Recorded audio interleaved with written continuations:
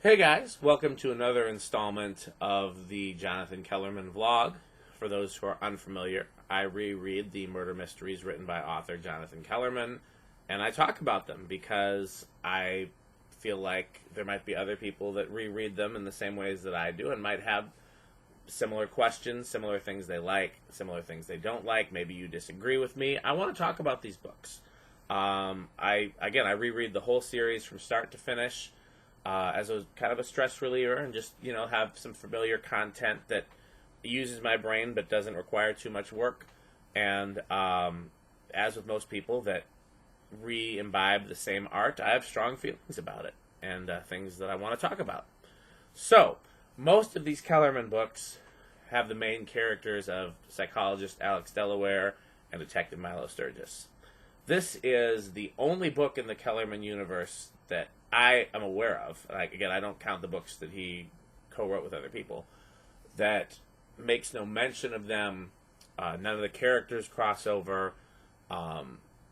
There's no indication that it's part of the same universe. I assume that it is, but there is no reference to that in this book or any other book. So that actually is something I should have added to my notes. Is this book, in fact, part of the Alex and Milo universe?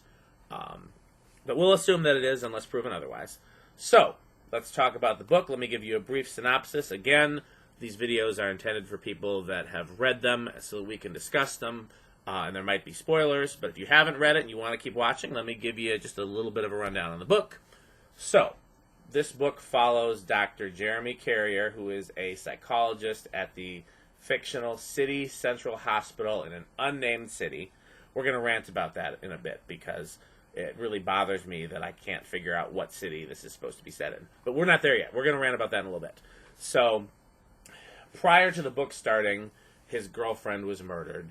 And then, as this book goes forward, there's an older, a well-respected pathologist at the hospital that is interested in discussing topics involving murder with him, but not specifically his ex's murder.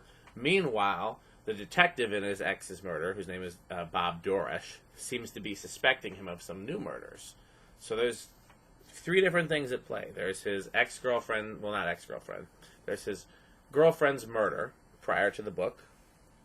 There is the older pathologist that wants to discuss topics relating to murder with him. And then there's the detective that is focusing on him as a suspect in some new murders. And so,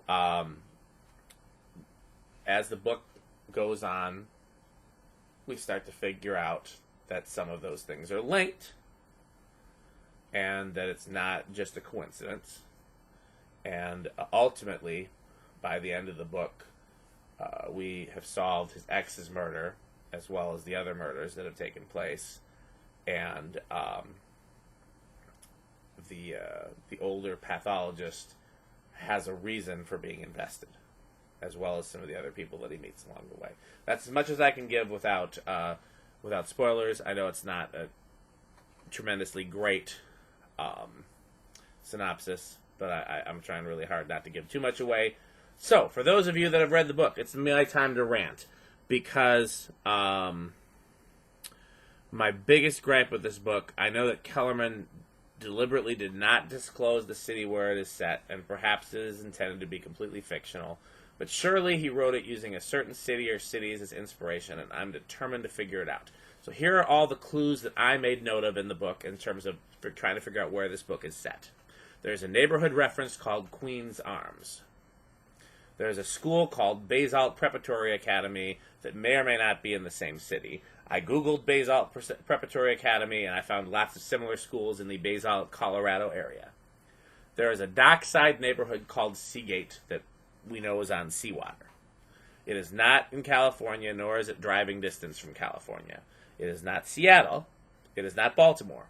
It is not New York City. It is reasonably close to Canada. There is a suburb called Asheview. There is a neighborhood or suburb called Saugatuck Finger. The only Saugatuck I know of in the real world is in Michigan. Saugatuck is a Native American word meaning stream outlet. There is an affluent suburb named Greenwood. It is not south of the Mason-Dixon line. It is not in New England. And there's a reference to the major Eastern universities, the Ivy League universities, being 1,000 miles away.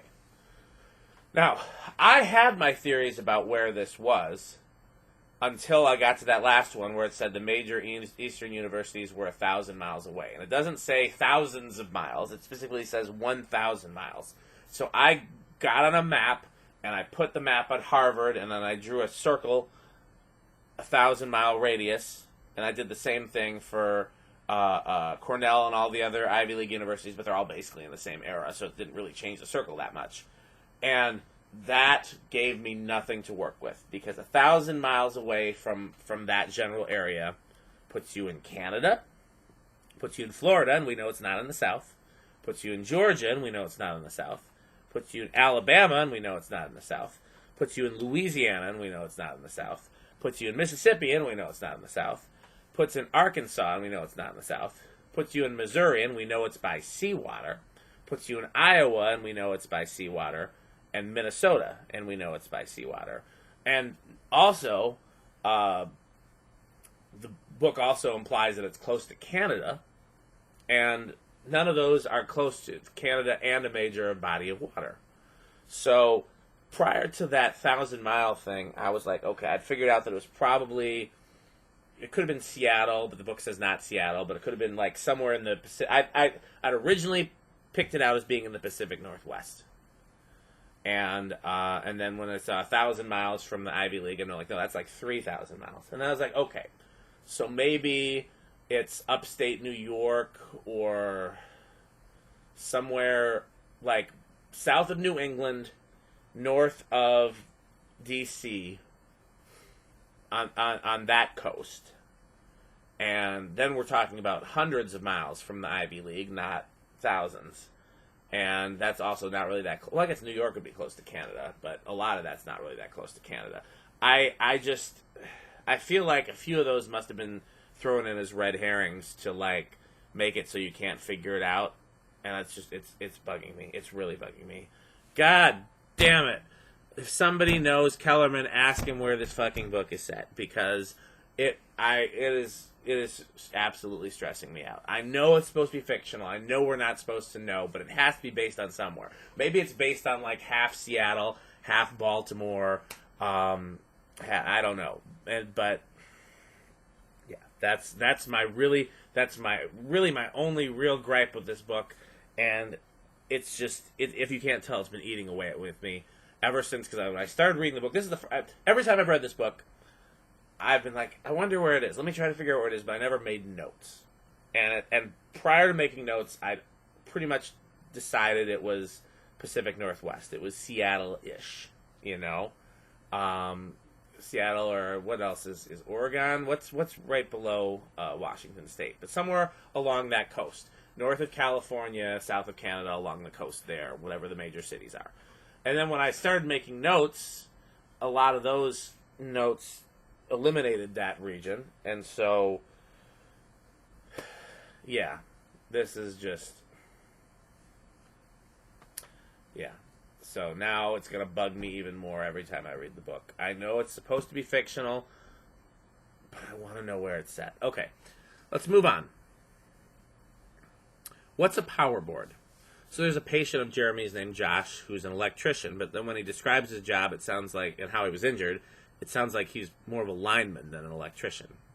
And either way, if you're an electrician or a lineman, he describes a power board with blinking lights. That's not really any sort of equipment that you would have as an electrician or a lineman. So I don't know what that's meant to be.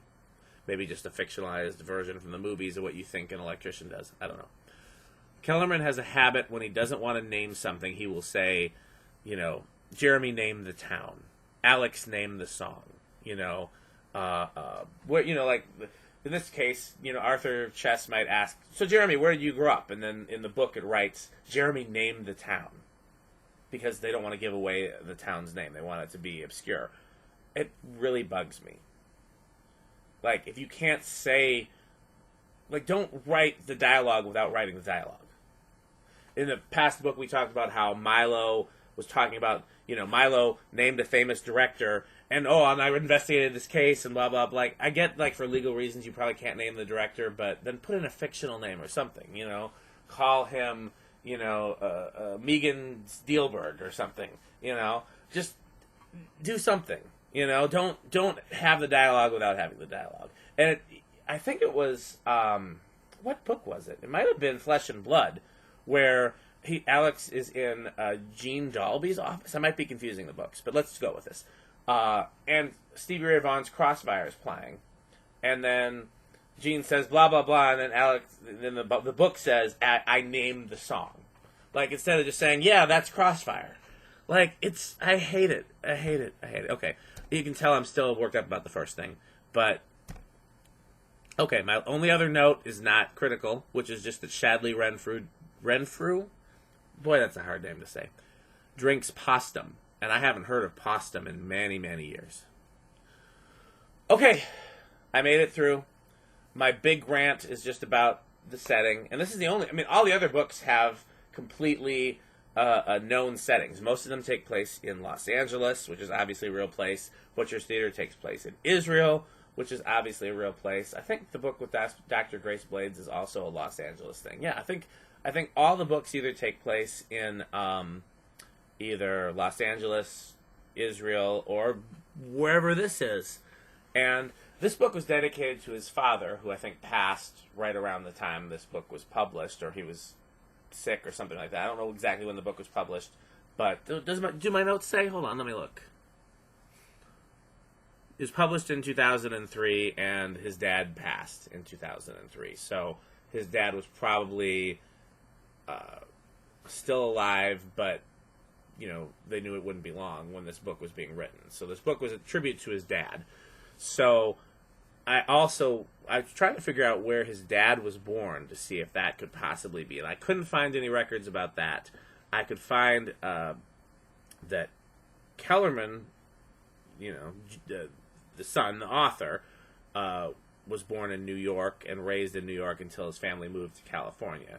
But that was New York City, and obviously this book is not set in New York City. So, I don't know. If somebody can figure out where his dad was born, that might solve the mystery. In the meantime, it's going to continue to bug me. So, a last thing to talk about is the next book in the series is Therapy, and I've talked in these vlogs before about the Golden Age of Kellerman, and I feel like either the book right before this one is the end of the Golden Age of Kellerman, which is A Cold Heart, or this book. And I haven't decided yet. I know this book, Conspiracy Club, is not part of the next phase. So it's either the end of the Golden Age or it's like a placeholder, like a bookend in between. And it's not part of either era. But Therapy starts the next stage in the Kellerman books. And I haven't figured out how to define it or what to call it yet. I just know we've moved on from the Golden Era. And I guess we could call it the post 9/11 area, or the area, I must be tired, era. Or we could call it the Indian food era. We could call it, the beginning of Cafe Mogul. I feel like, now that I kind of talk it out loud, I feel like the next era is after Milo is a lieutenant, but before he develops a one-on-one relationship with the police chief, who I don't know that we ever learn his name. He's just the chief. But I'm going to make some notes there, because I think that's going to be kind of the next era. Is Milo is a lieutenant, he has some autonomy, but we haven't yet reached the point where there's a specific relationship with the police chief, where the police chief calls him into stuff, which happens in later books. So it'll be interesting to see how that shakes out. I'm looking forward to this next set of notes and vlogs, and I hope you are too. Please like, comment, subscribe. Let's talk about these books, and thanks for watching.